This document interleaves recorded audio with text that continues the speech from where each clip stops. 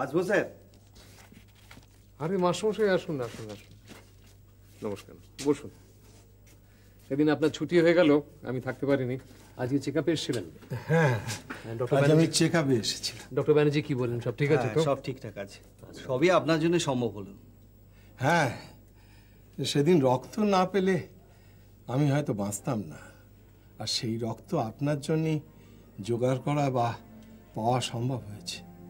আমি সব শুনেছি। মানুষ বাঁচে তো তার নিজের জীবনী শক্তিতে, আমার কোনো কৃতিত্ব নেই। আপনি মহৎ, তাই আপনার কৃতিত্বকে আপনি স্বীকার করতে চান না। দেখুন, আপনি সুস্থ হয়েছেন, বাড়ি গেছেন, এটা আমার সব থেকে বড় পাওয়া। আমি আর কিচ্ছু আশা করি না। যাক, আপনি কাজের মানুষ, আপনাকে বিরক্ত করা ঠিক না না, ঠিক আছে, আমি উঠি। আসুন আসুন আসুন আসুন, সাবধানে আসবেন। আর ডক্টর ব্যানার্জি যা যা বলে দিয়েছেন সেগুলো যেন মেনে চলা হয়। আচ্ছা। আর একটা কথা, আমি মনে প্রাণে চাইছি আপনাকে আর হাসপাতালে আসতে না হোক, কিন্তু যদি কখনো কোনো শারীরিক অসুবিধা হয় আপনি কিন্তু আমাকে জানাতে সংকোচ করবেন না। নামে, সম্মানে, মর্যাদায় আপনি আমার থেকে অনেক বড়, কিন্তু কিন্তু একটা ব্যাপারে কিন্তু আমি অনেক বড় বয়সে, আর সেই জোরে আমি আপনাকে দুহাত তুলে আশীর্বাদ করছি। দীর্ঘ, নিরোগ, সুন্দর জীবনযাপন হোক। আপনার আশীর্বাদ আমি মাথা পেতে নিচ্ছি, কিন্তু একটা কথা, যদি আবার কোনোদিন দেখা হয় তাহলে কিন্তু আপনি নয়, তুমি বলবে না। আর মাস্টারমশাই, আপনি তো মানুষ গড়ার কারিগর, তাই শুধু বয়সে নয়, সমস্ত দিক থেকে আপনি অনেক অনেক আমার প্রণাম। আসলাম স্যার। এসব আচ্ছা।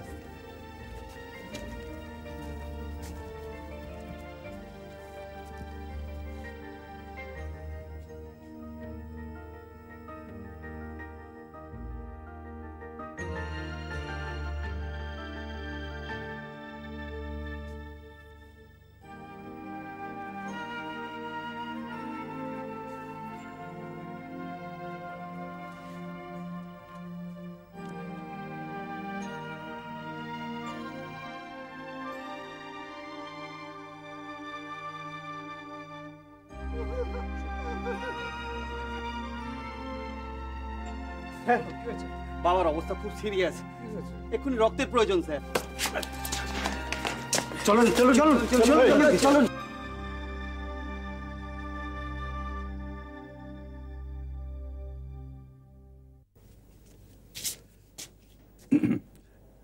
আজকে কোনো পারমিশন ছাড়াই আমি ঢুকে পড়লাম। ও, আপনি এসেছেন?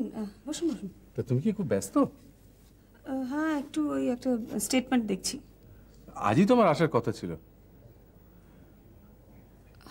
হ্যাঁ, ওই মালার রিপোর্টের ব্যাপারে তো? হ্যাঁ, কিছু জানা গেছে মালার ব্যাপারে? হ্যাঁ, জানা গেছে, মানে বলো না, কি জানা গেছে বা কি তোমরা জানতে পেরেছো? দ্বিধা করো না, একদম কিন্তু কিন্তু করো না। তুমি বলো না, আমি সব সহ্য করতে পারবো। এখন আমার বুকটা জানো তো একবারে পাথরের মতো হয়ে গেছে। বিশ্বমশাই, হ্যাঁ, অ্যাকচুয়ালি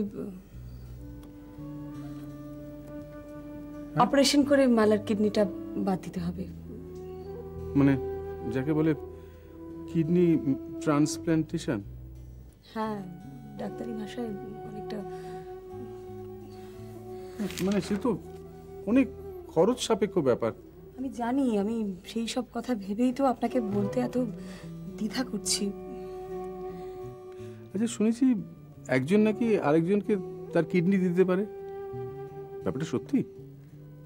হ্যাঁ, সেটা সত্যি, তবে ইচ্ছে করলেই নয়, অনেকগুলো টেস্ট করাতে হয়। সেই টেস্টগুলো যদি পজিটিভ হয়, বিশেষ করে ব্লাড আর টিস্যু যদি ম্যাচ করে, তখনই একজনকে কিডনি দিতে পারে। আচ্ছা, আমি আমার মেয়েকে কিডনি দিতে চাই। দেখো, আমি আর কতদিন বাঁচবো বলো?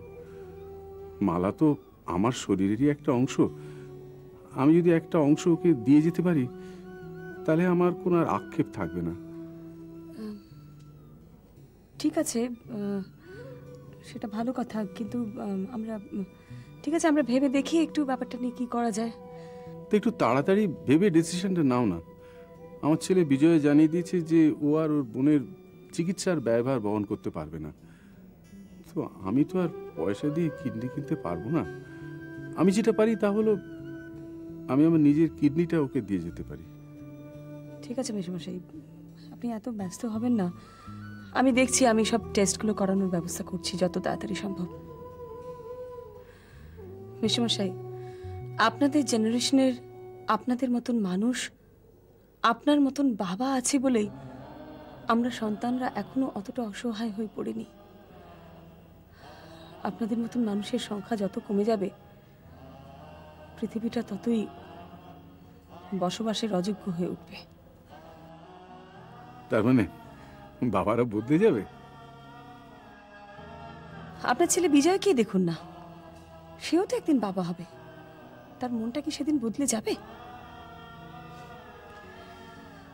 বদলে যাচ্ছে মেশামশাই, বাবার কনসেপশনটাই বদলে যাচ্ছে। অন্তত আমার তো তাই মনে হয়।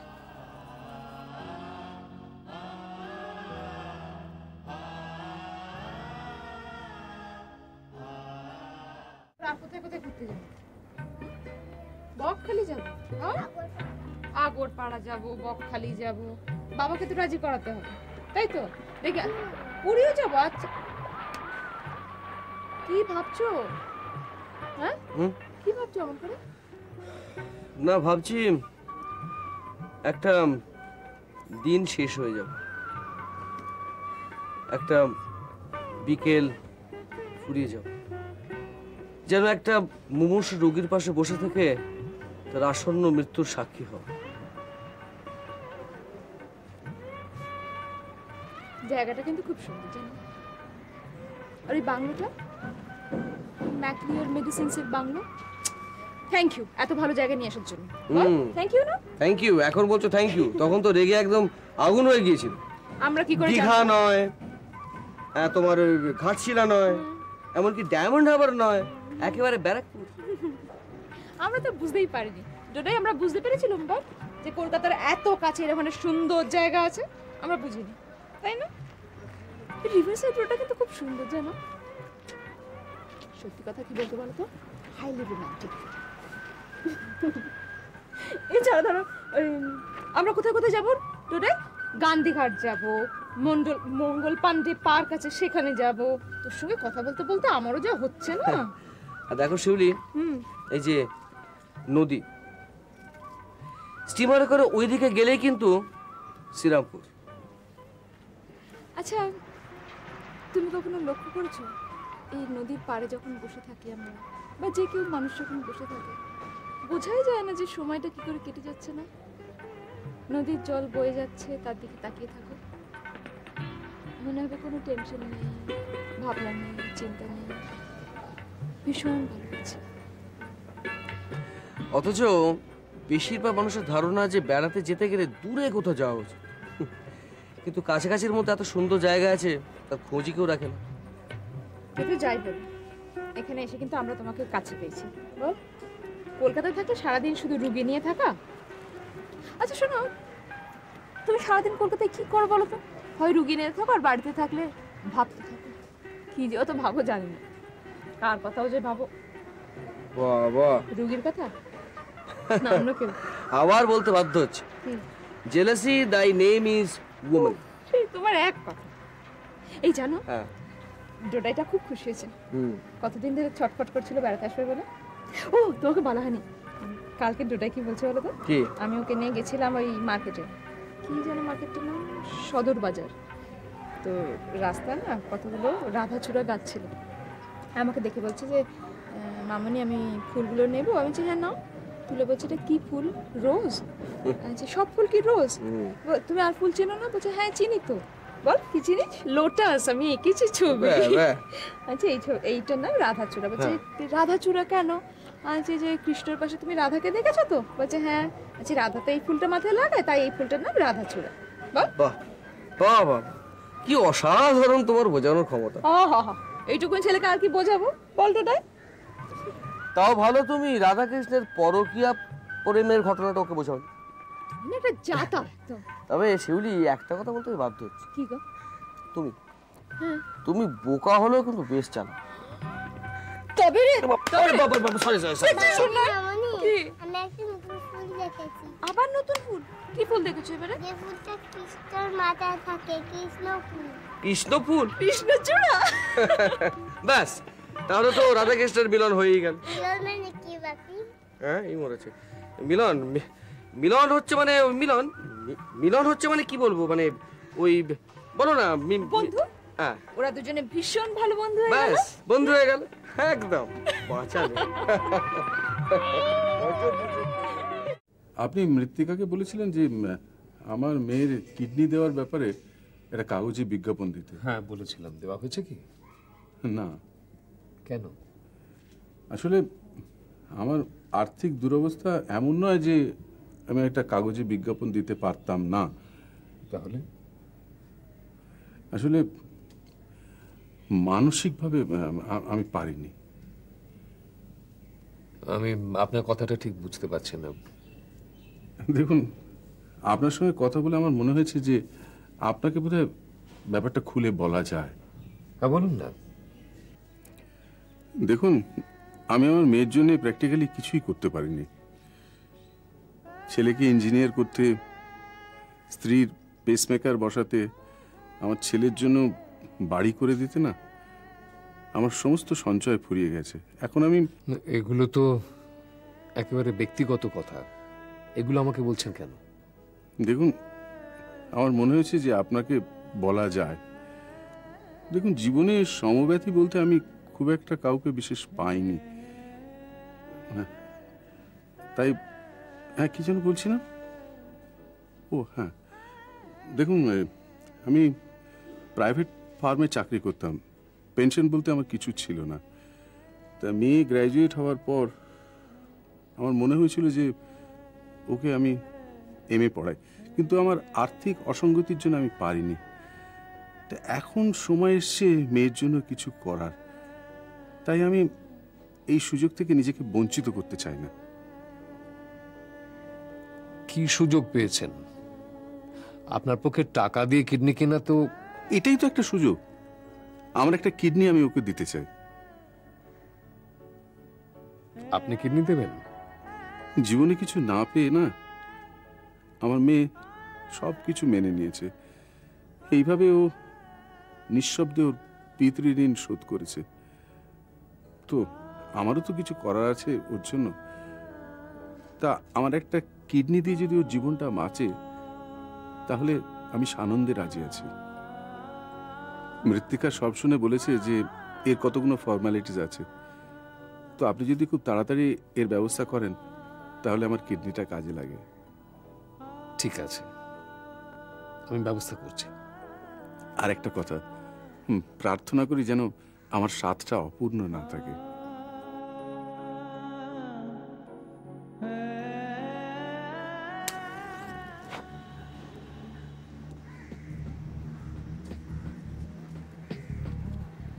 গুরু, হ্যাঁ, কাল গুরু ভাবতেই পারছি না।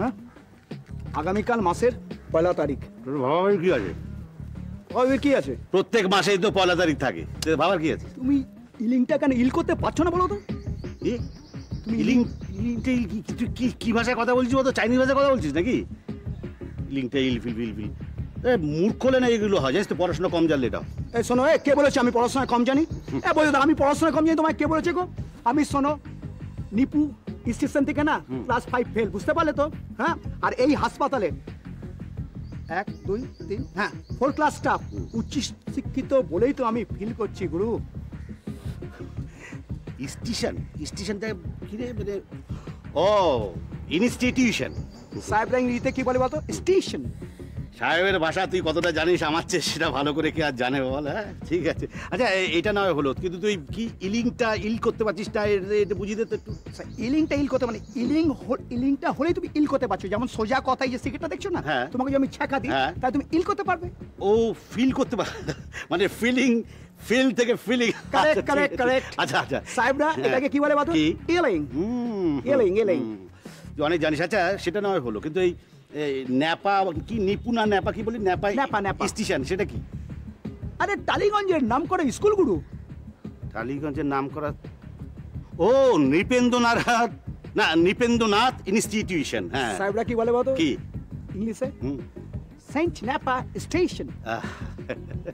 খুব জানিস, দে তুই লেগ ডাস দে। গুরু ফালতু কথা বলো না, তুই লেগ ডাস দে। গুরু তুমি কি সব কান কথা বলছো? তুই পায়ে ধুলো দে আমায়, আমি আজলা ভরে নেবো, সেটা ওই মাদুলিতে ভরে চিড়িয়াখানার সামনে বসে বিক্রি করবো। তুই দে ভাই, দে দে দে। আচ্ছা গুরু, এই শোনো গুরু, সেটা তুমি পার্ট টাইম করো, কিন্তু গুরু ভাবতে পারছো 7 বছর পর আবার সেই করকরা নোট।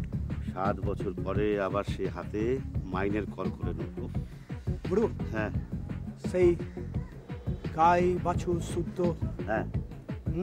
তাদের মুখে হাসি ফোটাবি। তাদের মুখে হাসি। আচ্ছা গাই তুই গরু কবে কিনলি রে? ওই তো মানে টেক আপ।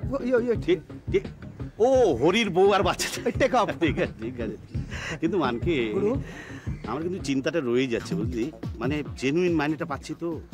চিন্তা কিসের গুরু? দেখো আমরা ডিউটিতে আসছি, সাইন করছি, এতে চিন্তার কি আছে গুরু? তবুও আমার চিন্তা হচ্ছে যে মানে চাকরিটা জেনুইন হয়েছে তো। আমি তো ওই ধর লিফটের সুইচ টিপছি, ওপরে উঠছি নামছি, ডাক্তারদের উপরে তুলছি নামছি, সব ঠিক আছে। তোমার না একটা কথা বলবো? তুমি ইলিং শোনো, আমাদের শশাঙ্কদা কি আমাদের মাথায় হাত রেখেছে? হ্যাঁ তোর মাথায়?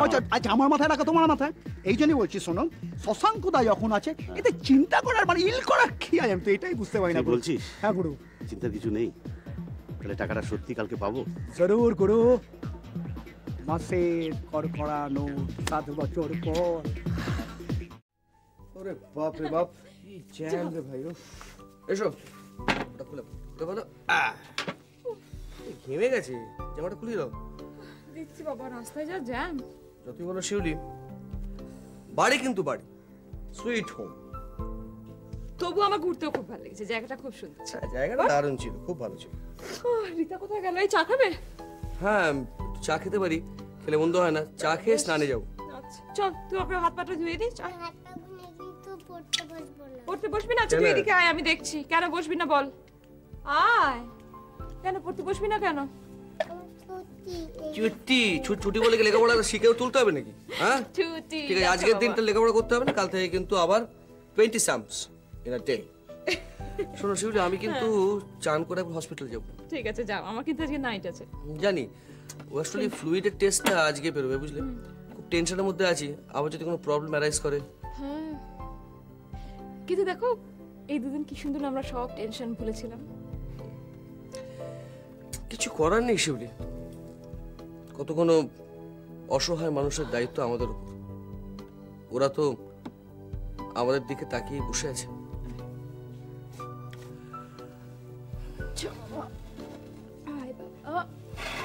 তুই এত বড় হয়ে গেছিস না, আর আমি তোকে নিয়ে যেতেও পারি না। কি করি বলতো?